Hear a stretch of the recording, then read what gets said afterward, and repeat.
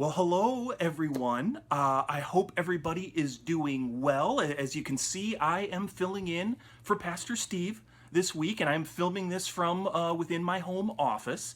And as you could see from the opening graphic, the title of our message for this week is simply the title, Missing. Okay, and then I've added the subtitle of what to do when you are longing for an absent God. Okay, because at one end of the spectrum, I'm sure we can all talk about those times in life when God seemed especially close to us. You know, those special times in life where God felt so near. It was like his presence was so tangible. And those times in life are priceless, right? But at the other end of the spectrum, I'm sure we can all also relate with the idea of feeling God's absence.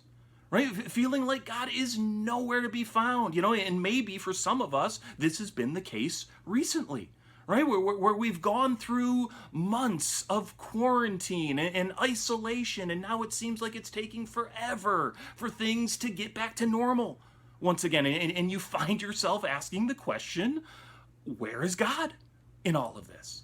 Right? I mean, that there are times in life where God seems to be absent. When God seems to go missing. There's times in life where God feels distant. And often this happens during times in life when you feel like you need God the most. Am I right? And personally, I can relate with both ends of the spectrum here. Like I remember when our son Nathan was born. And as Nathan was coming into this world, there was some very real concern, that there was some very real complications. But even so, it was like every single step of the way, there was this sense of God is with us in this. It's gonna be okay. Or there was another time when Nathan was still a baby, and we had one terrifying occasion when Nathan stopped breathing, and he actually turned blue, and so we had to rush him to the ER. But even as all of that was happening, even in the panic of the moment, I still remember feeling like God was with us. That everything was going to be okay. And then there have been other times in life, good times in life, where God's presence seemed so close. When God's presence seemed so tangible. But there have been other times in life where I felt like, where are you, God? Like I had one season in life where I had a number of significant health issues happening, and I won't get into all the details here, but during that season, I was having vertigo, I was having low-grade nausea, I had trouble eating, I was losing all kinds of weight, all kinds of bad stuff that just sucks the life out of you, and this was happening for like months at a time. And during that season, the doctors didn't have any answers for me either. They weren't any help. And so during that season, things were getting really dark for me. And I was asking the question again, where are you, God? Because I can't do this anymore. I've got nothing left. Okay, and I know that I'm not alone in this. We all know what it is to have our world completely fall apart on us. We all know what it is to have some relentless issue in life where there seems to be no solution, where there seems to be no way forward. And while God may have miraculously intervened at some other point in our life, or while there may have been times when God felt especially present, when God felt so close, when it comes to this situation, when it comes to this circumstance, for whatever reason, God seems to be completely missing. Right? And so we ask the question, why does God seem to be absent in those times when we need him the most? And this leads to all kinds of other questions. Because what are we supposed to do with this? If this God seems to be absent during those times in life where I feel like I need him the most, if that's when he's distant, then is this God still good? Is this God still trustworthy? And we might even find ourselves asking, is this God even real at all? Or is it all just a fairy tale? Is it something that I created in my own head that I was putting my trust in, but it's clearly not working anymore? Anybody willing to admit that you've asked those kinds of questions? What we're going to do today is we are going to look at a story from the scriptures that shares many of these same concerns. Okay, and that I'm hoping will also provide us with some insight as far as how we are to navigate those times in life where God just seems to go completely missing, where God seems to be absent and he's nowhere to be found. Does that sound good? And so what we're going to be looking at this morning is a story from the book of Ruth. Okay, now the book of Ruth comes fairly early on in the Bible. Okay, at the very beginning of the scriptures, we start with what's called the 5 books of Moses. Okay, this takes us from Genesis through the book of Deuteronomy. And this is where things begin with the creation story. Right? And then we soon see the calling of Abraham and the beginning of the people of Israel. And then from there, we get into the Exodus, where the people of Israel, they're delivered from their slavery out of Egypt. Right? And then from there, we see how Israel then wanders in the wilderness for 40 years. And then we come to a time when Israel is about to enter into the promised land. And this moves us into the next couple books of the Bible, which are the book of Joshua and the book of Judges. And this is when the people of Israel, this is when they begin to take the land and they begin to settle there. And then it's right after this that we come to the book of Ruth. And the thing that sets the book of Ruth apart from the rest of the Bible up to this point is that in the book of Ruth, God does not show up at all. I mean, throughout the entire story, God does not speak. He doesn't make an appearance. He doesn't step in to help. I mean, it's like throughout the entire story, God seems to be completely missing. And when you think of all of the stories that have led up to the book of Ruth, that came before the book of Ruth, this is a huge contrast. Because the Bible up to this point, I mean, think about it. What have we seen? I mean, the whole thing begins with the story of Adam and Eve, right? And does God show up? Does he make an appearance for Adam and Eve? Of course he does, right? He talks with them. He gives them instructions. He gives them warnings. He walks with them in the cool of the day, right? And then from there, we get the story of like Noah and the ark. And then we get the story of Abraham. And once again, does God show up for these guys? Absolutely. Right? There's these face-to-face conversations. He tells them where to go. He tells them what to do. Right? And then from there, we get to the story of Moses and the whole event of the Exodus. And once again, does God show up in a tangible way during that time? Once again, yeah. Right? I mean, like with Moses, God first shows up in the form of a burning bush. And once again, he speaks with Moses. Right? And then from there, we get to the whole event of the Exodus, where God reveals himself in all kinds of powerful ways, when he splits the Red Sea and all kinds of stuff like that. And from there, we get to the time of Israel wandering through the wilderness for 40 years, where once again, God is present among the people. If you remember, this is where God literally dwells in their midst within the tabernacle, or when God leads the people of Israel through the wilderness as a pillar of smoke during the day or a pillar of fire at night. I mean, there's no denying God is with them. And these are just a few examples, a few highlights along the way. I mean, all throughout the Bible up to this point, God is always present. He's always with the people. He has these face-to-face conversations. He gives commands. He gives direction. I mean, God is with them. And yet, once we get to the book of Ruth, it's like all of a sudden, all we hear is the sound of crickets. It's like, where'd you go, God?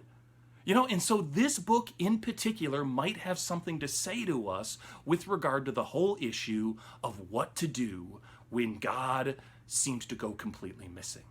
Okay, and the book of Ruth, unlike any of the other books that have come before it, the book of Ruth is this short little book that only contains one single story, okay? And while we can't take the time to read through the entire story today, I think we can capture the gist of it fairly quickly here.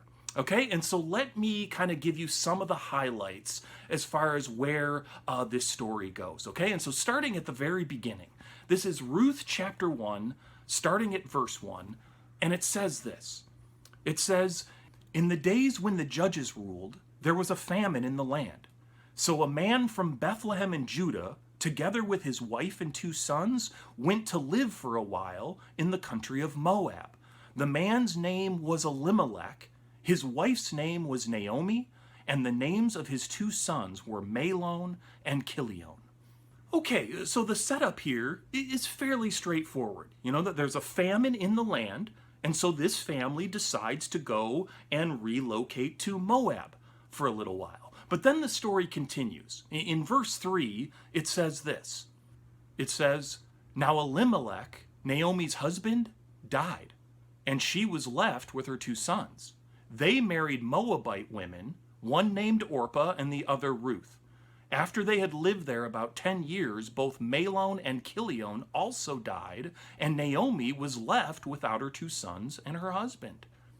And so as the story begins, we're immediately introduced to 3 men and their wives.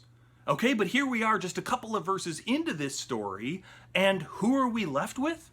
Yeah, here we are just a couple of verses in, and we're left with just the women, right? Because Naomi's husband has died, both of her sons have now died, and so here's Naomi left in a foreign land all by herself, with nobody except her 2 daughters-in-law, who are now both widows as well. Right? And so here we are just a couple of verses into this story, and all of the male characters are already out of the equation. Right? All of the men are now dead, and so it's up to these women to fend for themselves, which would have been no small thing in that ancient culture. Okay, and the thing for us to see here is that this Naomi, she has just lost everything. Right?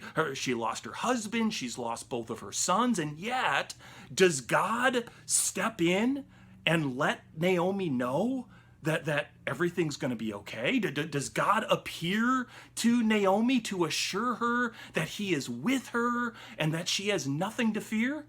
No. God doesn't show up at all. We hear nothing from God. It appears that this Naomi is completely on her own. Okay, but then the story continues in verse 6 here, where it says this. It says, "When Naomi heard in Moab that the Lord had come to the aid of his people by providing food for them, she and her daughters-in-law prepared to return home from there." Okay, so Naomi is still in Moab at this point, all right, but back home, back in the land of Israel, things seem to be turning around. The famine seems to be over at this point. But I want us to notice how this is actually stated, because we're not just told that the famine happens to come to an end. No, what we're actually told here is this. What we're told is that the Lord came to the aid of the people by providing food for them. We're told that it's God who's stepping in to help here. And so notice the contrast here. You know, because on the one hand, God is at work. God is still doing things. He's the one making things happen back home in Israel. He's the one who has provided all of this food for the people back home, right? And yet Naomi's whole world has just completely fallen apart, and God's not doing a thing for her. Are you feeling the punch of this? You know, and have you ever been there yourself, where you feel like you are going through some severe personal struggles? It's like the weight of the world is just crushing you to pieces, and you're crying out to God day and night, and you feel like you're getting nothing from him. And yet, on the flip side, to make matters even worse, it's like you look around, and it's not like God is completely absent. It's not like God is just gone, because he's clearly still doing things for other people. He just seems to be ignoring you. You know, where you're facing some life or death situation, and you're waiting to hear anything from God, but that person just got some good news, and that person just got the job they wanted, right? It's like God is blessing that person over here and that person over there. So God still seems to be very, very busy. God still seems to be very, very active. He's just not doing anything for you. Again, have you ever felt that way? And this has got to be how Naomi is feeling at this point, okay? Because she has just lost everything. She's just lost everyone, but everybody back home is being blessed. But for her, God is nowhere to be found. And so at this point, Naomi decides that her only real option is to head back home to Israel as well. But we have to remember that for Naomi to take a trip like this would not be an easy thing for her to do because she was all on her own now. Right? I mean, while Naomi would have had her husband and her 2 sons with her when she traveled to Moab, she was going solo now. Right? And so for a woman, a widow like Naomi, to even consider taking a trip like this would have been a very dangerous thing for her to pursue. Okay, and then when it comes to her 2 daughters-in-law, because they are from Moab, they would actually be foreigners back in Israel if they were to go back there with her. Right? And so there's no telling how they would be received, if they would be received, if they were to travel back to Israel. Right? And so Naomi tells them that they should probably just stay in Moab. They should probably just go back to their own families, right? And so this is what we see happen next, just a few verses later here, picking up in verse 11. It says this. It says, "But Naomi said, 'Return home, my daughters. Why would you come with me? Am I going to have any more sons who could become your husbands? No, my daughters. It is more bitter for me than for you because the Lord's hand has turned against me.'" So Naomi is basically saying, why would you want to come with me? I've got no way to provide for you. I've got no way to protect you. My sons are now gone. And on top of that, God does not seem to like me very much right now. Right? She says, God's hand has turned against me. He's afflicted me. So you would be far better off to just head back home to be with your own family. Right? And so one of the daughters-in-law, the one named Orpah, does decide to head back home to be with her own family. But it's the other daughter-in-law named Ruth who responds this way. Look at this. Picking up at verse 16, it says, "But Ruth replied, 'Don't urge me to leave you or to turn back from you. Where you go, I will go. And where you stay, I will stay. Your people will be my people, and your God, my God.'" And so in spite of Naomi's God seemingly doing nothing for Naomi up to this point, and in spite of him being completely absent, Ruth still vows to go with Naomi. Right? It's like Ruth wants to become a part of Naomi's people. Ruth wants to worship Naomi's God. Now, why does Ruth decide to do this? I mean, is it because she has such great faith? Is it because she is so faithful? Or is it simply because of her great love and devotion for Naomi? And she can't bear the thought that Naomi would try to take this kind of journey all by herself. And the truth is we don't really know.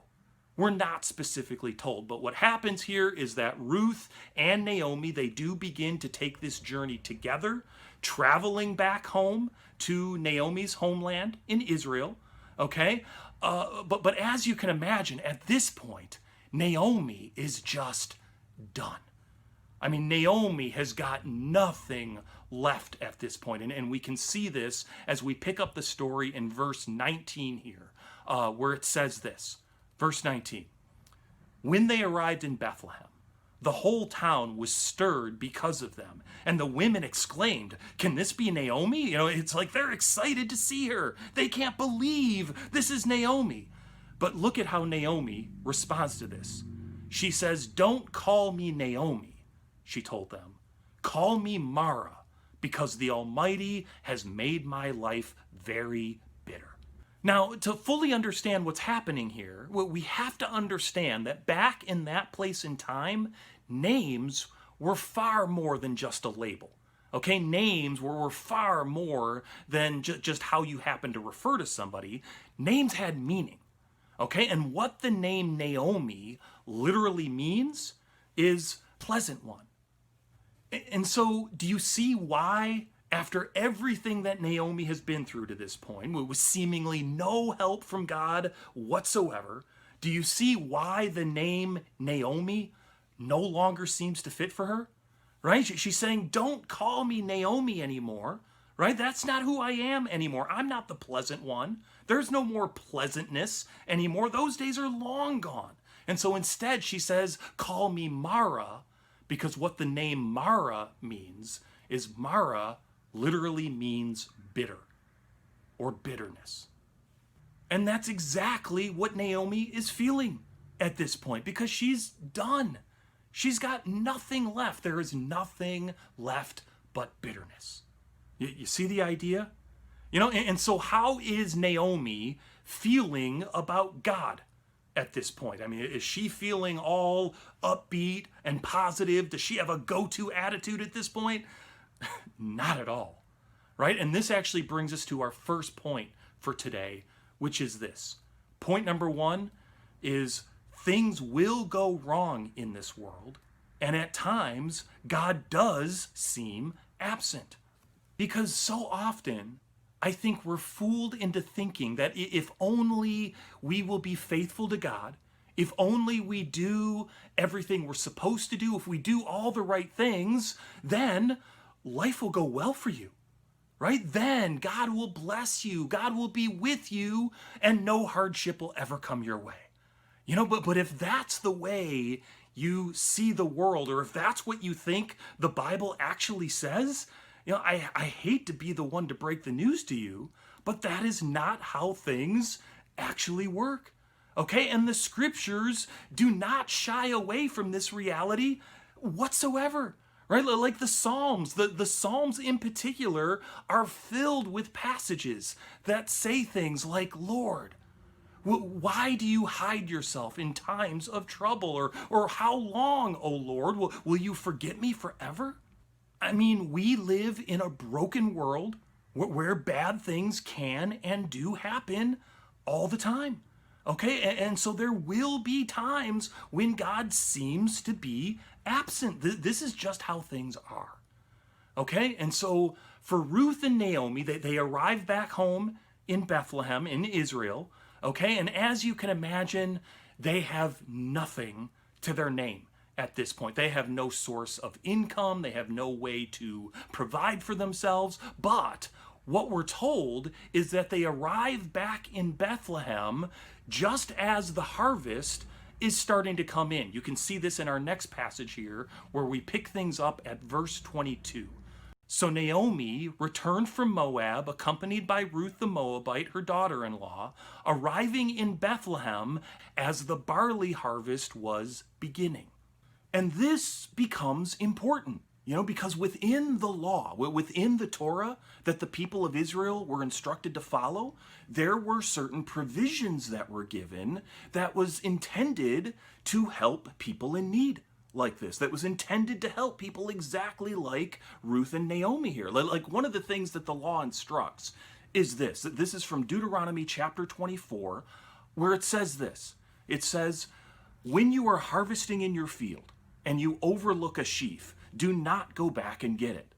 Leave it for the foreigner, the fatherless, and the widow, so that the Lord your God may bless you in all the work of your hands. And so in the law, God actually commands the people of Israel not to harvest too diligently, right? It's like he's saying, leave some for those who might need it, right? Leave some behind on purpose. Okay, and so as Ruth and Naomi are now trying to make their own way back in Bethlehem, this is exactly where the story takes us next. Okay, and so we're in Ruth chapter 2 at this point, and starting at verse 2, it says this. It says, and Ruth the Moabite said to Naomi, let me go to the fields and pick up the leftover grain behind anyone in whose eyes I find favor.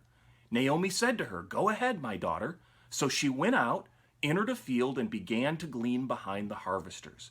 As it turned out, she was working in a field belonging to Boaz, who was from the clan of Elimelech.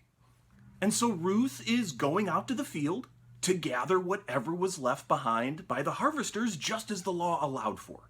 Okay? But the important thing that I want us to see here is the last statement there from the middle of verse 3 that says this. It says, as it turned out, she was working in a field belonging to Boaz, who was from the clan of Elimelech. And this sentence is important for two reasons, because first off, who is Elimelech? I mean, where have we already seen that name once before? And yeah, Elimelech was Naomi's husband, the one who died early on in the story. And so it turns out that this field actually belongs to Naomi's extended family. These are Naomi's relatives, But then the other thing that's really important for us to see here is how this final statement actually begins. Because this is how it starts. It says this. It says, as it turned out, Ruth was working in a field belonging to Boaz. Right? Or you could translate this as saying, it just so happened that Ruth chose this particular field to glean from. And so it just so happened that Ruth chose this particular field to glean from after the harvesters. It just so happened that Naomi and Ruth returned home to Bethlehem just as the harvest was coming in. Right? It's as if this is saying, oh, what a wonderful coincidence that all of this happened to work out in just this way. Right? But if you're paying attention, it's like the writer wants us to see something here. Because is all of this just a wonderful coincidence? Is all of this just a fluke, a random chance, a random piece of good luck? Or is something else happening here? And yeah, it's like what the writer wants us to see here is that even though Naomi feels like God has completely abandoned her, even though Naomi feels like God is nowhere to be found, that he's gone completely missing, is God still at work behind the scenes in ways that Naomi is unaware of? Is God still active here? And yeah, God is still doing things. He's still at work behind the scenes. He's orchestrating things in such a way as to provide for Ruth and Naomi. Right? And this brings us to our second point for today, which is this. Point number 2 is things will go wrong in this world, but God is still at work. And I suspect that we can all relate with this kind of thing as well, where it's like what we want during times of crisis is we want a direct word from the living God, right? We want a divine intervention. We want to hear his voice. Speak to me, God. Show me the way, right? But what we often get instead is a number of these circumstantial coincidences where things just happen to work out in the exact right way, where the circumstances of life tend to nudge us in the exact right direction at the exact right time. And we find ourselves asking, is this you, God? Are you the one behind this? Or am I just trying to assign meaning to something that isn't really there? You know what I'm talking about? And we see this same kind of thing happen all throughout the scriptures. Where this person happens to be in this place at this time so that things can work out and unfold in exactly this way.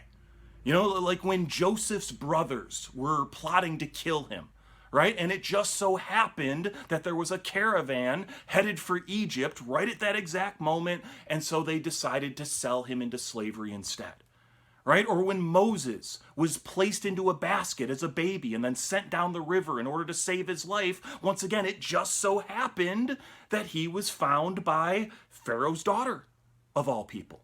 Right? Or when Jesus would decide to heal somebody, and once again, we're told that it just so happened to be the Sabbath day. And then that leads to all kinds of interesting conversation. Again, we see this kind of thing happen all throughout the scriptures. And while the authors of scripture don't always just come right out and say it, there is always this undercurrent at work where we are meant to see that none of this is happening merely by chance. That there are no pure coincidences. No, what we're seeing all throughout the scriptures is that this is a God who is always present. This is a God who is always active. This is a God who's always doing things. He's always at work, even when we don't see it. Right? Like even in my own situation, when I was going through all of those health issues a number of years ago, and I was at a place where I had no hope left. Right? I mean, there were no answers. There was no way forward. And I'm crying out to God day and night, and I feel like I'm getting nothing. I still remember this day when me and my wife Kelly, we were driving through town. Okay, and as I was driving, my wife Kelly just so happened to look over and look at a particular sign as we were passing. And this was a sign that she would normally probably never look at. It was one of those signs that would display local announcements. It would cycle through, the time and the temperature and that kind of thing. But as we just so happened to be driving by, and as Kelly just so happened to be looking over at that sign, well, that sign also just so happened to be displaying some very specific information about a new doctor, a new specialist who also just so happened to be offering some new office hours in our area. Okay? And cutting to the chase, wouldn't you know, this was the one doctor who was finally able to help me out. Right? And so had we not been driving by that day, or had we driven by just a few seconds earlier, or a few seconds later, or had Kelly not been looking over in that direction, not looking at the sign at all, we never would have seen this. We never would have made this connection. But everything just so happened to work out in exactly that way. Right? And so again, is all of this just a wonderful coincidence? Is all of this just a fluke? Again, a random piece of good luck? Or is something else happening there? Right? And I think we have all had experiences similar to this. And so while Naomi and Ruth, while they have not had any direct face-in-face encounter with the living God up to this point, the way that Adam and Eve did, the way that Abraham or Moses did, while there's been no direct conversation, no direct connection, God has been at work the whole time. Right? God has been active. He's been doing things, directing the course of things for their benefit. Right? And then from there, if you happen to know the rest of the story, you'll know that this Ruth, she ends up meeting this guy named Boaz, who owns this plot of land, who owns the field, and they actually end up getting together. They actually end up getting married. And there happens to be a whole bunch of other strange and interesting details in the story that we don't have time to get into today. I would encourage you to go ahead and read the whole book of Ruth on your own at some point. But just for the sake of time, let me jump to the very end of the story here. This is going to be in Ruth chapter 4 at this point, where we pick things up here. It says this. It says, "So Boaz took Ruth, and she became his wife. When he made love to her, the Lord enabled her to conceive, and she gave birth to a son. The women said to Naomi, 'Praise be to the Lord, who this day has not left you without a guardian redeemer.' Then Naomi took the child in her arms and cared for him. The women living there said, 'Naomi has a son,' and they named him Obed. He was the father of Jesse, the father of David." And so notice the story arc here. Because Naomi goes from having lost everything, having nothing left, nothing but bitterness, right? Because she felt like this God had completely abandoned her, to now the people in her community are now praising the Lord for how he has provided for her. To the point that while Ruth is the one who actually had this child with her husband Boaz, there's a sense in which the community also sees this as Naomi's child. They say Naomi has a son, because this is how far God has gone to provide for Naomi. Right? And the point that we're meant to see in all of this is that while Naomi may have felt like God had gone completely missing, that God was nowhere to be found, it turns out that God was present the entire time, that God was always at work. Right?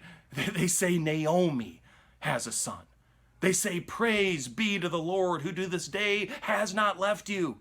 right? God has provided for Naomi. God has been with Naomi every single step of the way. Naomi, this is your son too. And if that was true for Naomi, may we see that that is also true for you and I. I mean, may we see that when God seems to be distant, when God seems to be absent, when God seems to have gone completely missing, may we see that this is a God who is always present, who is always active. This is a God who is always doing things. We just don't always see it at the moment, right? All right, but there's one last thing that I want to touch on here. And I even debated whether or not I should include this, but I think we need to be real about the fact that things don't always turn out the way that we want them to. Right? Because it's one thing to say that this is a God who is always at work behind the scenes, even when we're not aware of it. But let's face it, that does not mean that things are always going to work out exactly the way that we want. Right? Because while this is a God who is always at work, sometimes things still fall apart. Sometimes things still go bad. Sometimes you still lose that loved one. Sometimes you still end up getting that dreaded diagnosis. Sometimes the relationship still ends. You know, the marriage is still over. Sometimes you still end up losing that job or whatever. You know, I mean, even with this story with Naomi and Ruth, I mean, Naomi still lost her husband. She still lost both of her sons. Ruth lost her first husband. I mean, there's all kinds of heartache and tragedy and loss to be found in this story. Okay? And so even though things do end up working out for Naomi and Ruth and Boaz in the end here, I mean, even though there is a kind of a happy ending at one level, but at another level, things eventually fall apart. Don't they? I mean, if you think about it, eventually everybody in this story still ends up dying. Don't they? I mean, something ends up getting them. Eventually everybody dies and we just move on to the next generation. Right? Or coming back to my story with my health issues. I mean, again, while it's wonderful that I finally found a doctor who was able to help me, while it's wonderful that everything just so happened to work out in exactly the right way with Kelly looking over at the sign and all of that, while it's wonderful that I had a little bit of good news for the moment, I mean, eventually something's still going to end up taking me, right? Eventually I'm still going to die of something someday. And so what difference does any of that really make in the long run? You see what I'm getting at? You know, but this is where it becomes so important to see how this story actually ends. Because this story doesn't just end with Naomi being celebrated by everybody in her community. Okay, this story doesn't just end with Ruth and Boaz getting married and having a baby. This story doesn't just end with a little bit of good news that lasts a little while. No, how this story actually ends is this. Look at this. We're told that the child is given the name Obed, and that Obed is then the father of Jesse, and that Jesse is then the father of David. And what this does is it situates this story within the context of a much larger story, a story that brings us to this person named David, right? And you might know that the reference to David here is a reference to King David. You know, the one through whom God promises to build and establish a kingdom that will never end, right? And then the story of David then ultimately leads us to the story of Jesus, who is often referred to as the son of David or the promised descendant of David, who is the Messiah, right? And so this story is situated within the context of a much larger story, and this serves as a reminder to all of us that all of our stories are situated within the context of a much larger story. Okay, and that brings us to our third and final point for the day, which is this. Point number 3 is things will go wrong in this world, but there is more to the story. Because Obed leads us to Jesse, and then Jesse leads us to David, and the story of David ultimately leads us to the story of Jesus. And the good news of Jesus is not just a little bit of good news, that lasts for a little while, where things might occasionally work out for us, but everybody still dies in the end. No, the good news of Jesus tells us that no matter what goes wrong in this world, no matter what falls apart, no matter how bad things get, one day all things are going to be set right. All things will be made new. And so even if you end up losing that loved one, even if you get that dreaded diagnosis, even if the relationship ends or you lose that job, even if things never end up working out the way that you wanted them to, even that is not the end of this story, because we are connected to a much larger story that brings us to Jesus. And this larger story ultimately brings us to resurrection and eternal life and a whole new creation where everything is set right. This is a story that tells us that there will be no more crying. There will be no more pain. Every tear will be wiped away, and even death will be no more. And so may we see that no matter what it is that we're going through, may we see that this is not the end of the story. And may we see that this is a God who is always at work, who is always orchestrating things behind the scenes for our benefit. And so as bad as things might seem for us today, may we see that tomorrow could just be the day where things just so happen to work out in a way that we never would have dreamed. And so, yeah, there will be times when God seems to be absent. Yes, in this broken world, things will not always go our way. But may we see that this is a God who is full of surprises. This is a God who is full of possibilities, and may we know that this is not the end of our story, because our story is connected to a much larger story, and that larger story brings us to nothing but good news, to the renewal of all things. Or as Jesus once said it, he said, in this world you will have troubles, but don't be afraid, for I have overcome the world. Amen. Hey, I just wanted to say thank you so much for taking the time to view this. And once again, as I've mentioned in previous videos, at this point, I would love to continue the conversation. Okay, the intent behind these videos is not to be the end of the conversation, the final answer. The intent behind these videos is to be the beginning of the conversation. And so let's keep the conversation going. You can leave a comment or ask a question on Facebook, or if you prefer, you can send me an email directly, but I would love to hear from you. I mean, again, when you read the book of Ruth, what speaks to you? What does it say to you, or what questions does it raise? Or when it comes to the whole issue of God seeming distant or absent at times in our life, what do you have to say about that? Or maybe you have a story of a time where God seemed to be absent, but then you realize later on that he was actually at work behind the scenes the whole time. I would love to hear your stories. All right, and so again, leave a comment, ask a question, but let's keep the conversation going, because that's the whole point. All right, until next time, God bless.